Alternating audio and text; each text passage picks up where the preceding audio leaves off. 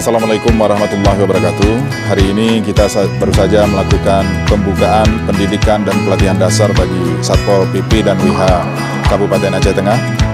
Kita harapkan bahwa pelatihan ini nanti akan meningkatkan pemahaman terkait dengan hukum, bagaimana pola bersikap, dan bagaimana berhadapan dengan masyarakat. Kita ingin bahwa ini meningkatkan ketentraman dan ketertiban bagi masyarakat, apalagi ini menjelang pelaksanaan pemilu. Tentu nanti ketentraman dan ketertiban di tengah-tengah masyarakat ini sangat dibutuhkan. Dan kemudian ke depannya bahwa Kabupaten Aceh Tengah ini adalah daerah pariwisata. Peran dari Pol PP terutama wilayah Hisbah itu sangat penting sekali.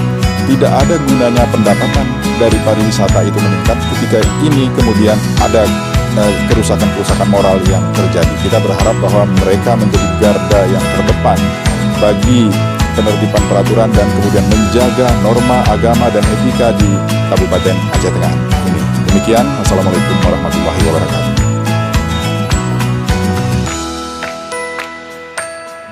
Diawali dengan mengucapkan Bismillahirrahmanirrahim.